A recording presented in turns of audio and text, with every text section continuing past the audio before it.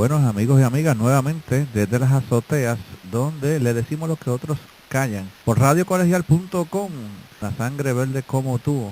Hoy estamos tocando un tema que es crucial para la humanidad, así como lo oyen, y es el tema de la Reserva Federal.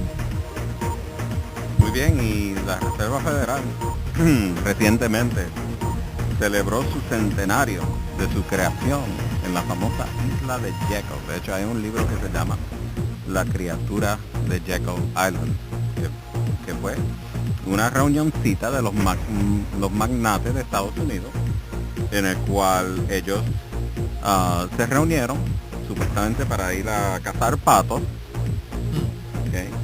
Y ellos allí se reunieron para formular lo que sería un banco central de la nación americana, ¿okay? Y ese banco central ha sido algo que a través del tiempo ha sido resistido, y fue resistido por muchos, especialmente el presidente Andrew Jackson, ¿okay? Esta conferencia que se dio este fin de semana, y eso fue hace, 3 semanas atrás, habló del origen de la Reserva Federal, de cómo la Reserva se ha mantenido fiel a su mandato, ¿verdad? Y cuál es el récord y qué nos enseña de su papel hacia el futuro. ¿Okay? En la página de la Reserva Federal de Atlanta admite que la reunión del 1910 se llevó a cabo en secreto por el entonces senador Nelson Aldrich, el que fue el presidente de la Comisión Bancaria Nacional.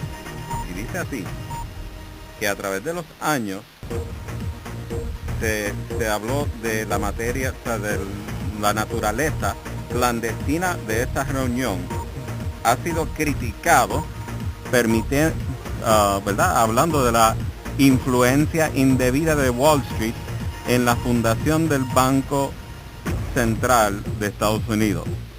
Mas, sin embargo, la reunión en sí era un paso en el proceso de la creación de la Reserva Federal. ¿Okay? Así que estos magnates se reúnen y ellos deciden, pues mira, vamos a hacer un banco central donde obviamente se consolidaría el poder.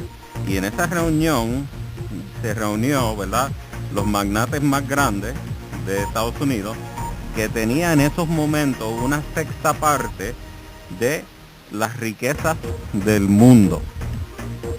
Que había unos cuantos billetes en esa reunión.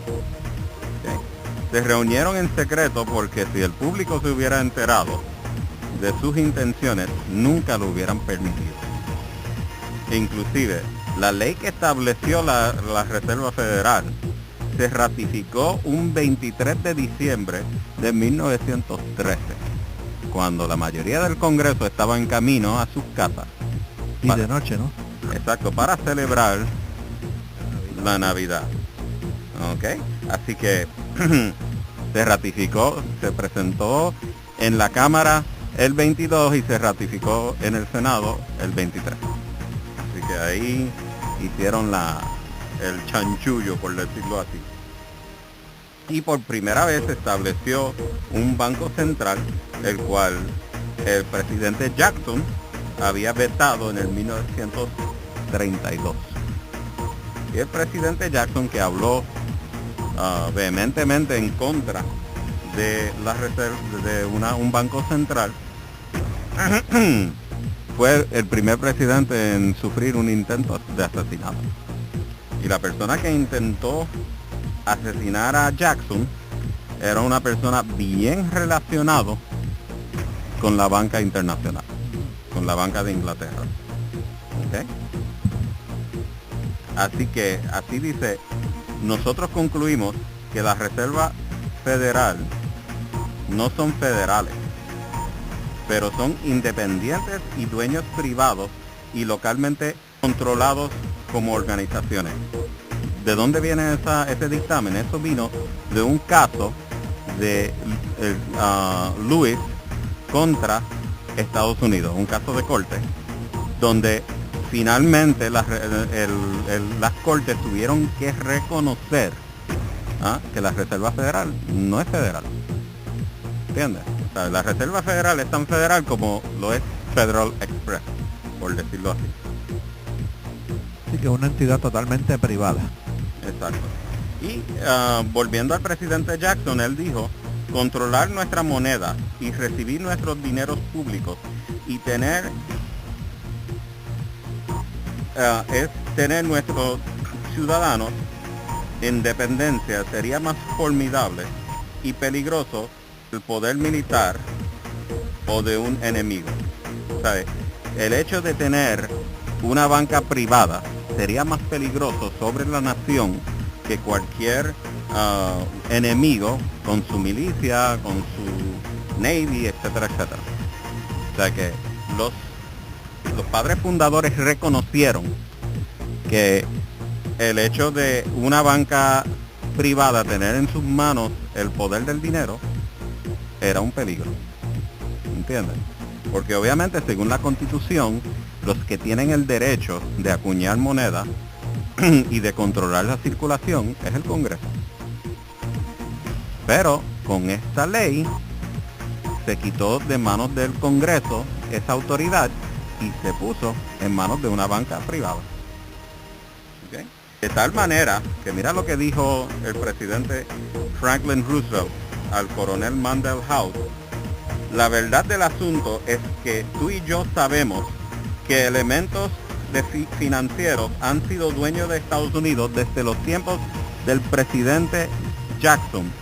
Y la historia expone que Andrew Jackson era el último presidente honorable e incorruptible en la nación.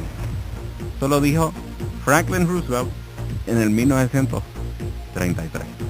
O sea, que ni él mismo era honorable, exacto. Honorable.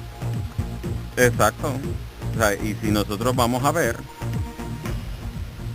se entiende que este banco privado diseñó la Gran Depresión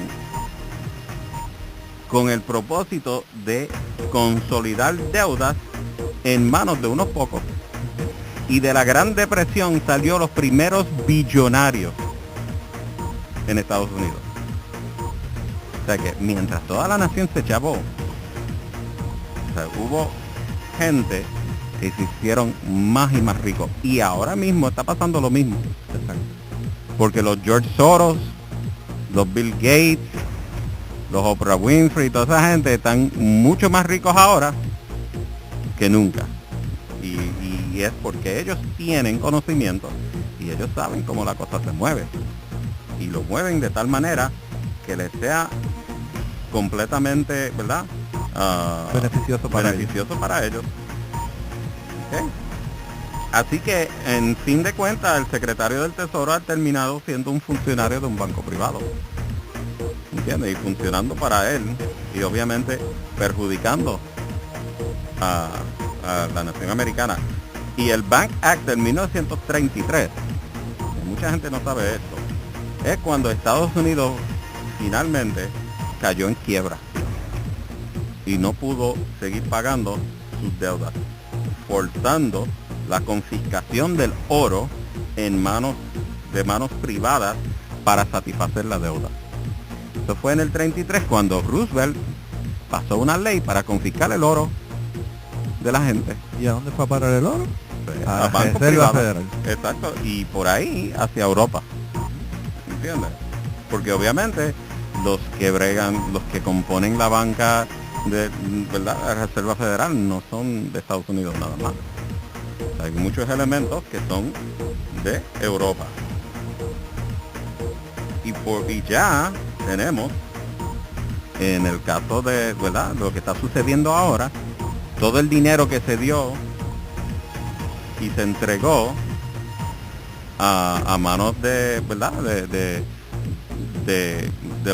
los bancos, etcétera, etcétera, es la lista misma de los años 30. O sea, los que se beneficiaron en los años 30 son apellidos como Schiff, Warburg, Stanley, Lehman, Rockefeller.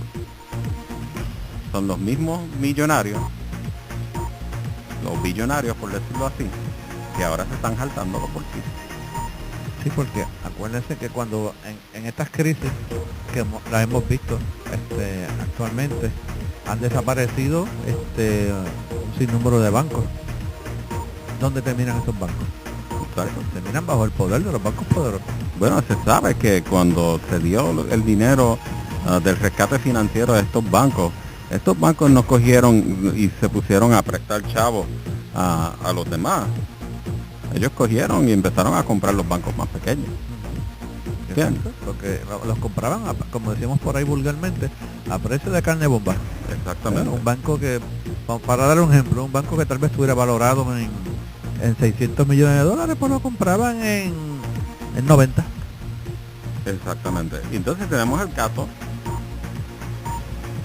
de cada presidente que se ha levantado contra el Banco Central o el establecimiento del Banco Central ha sido objeto de un asesinato. Y esto no es casualidad, porque como hablé antes, Andrew Jackson, la persona que intentó asesinar a Andrew Jackson es Richard Lawrence, que era un agente del Banco Internacional de Gran Bretaña, ¿no? Y él trató de asesinar al presidente porque el presidente, la campaña de Jackson fue cero banco nacional.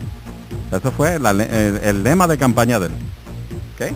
Entonces, en el 1862, el presidente Abraham Lincoln no quiso financiar la deuda, ¿verdad? La cuestión de la guerra civil.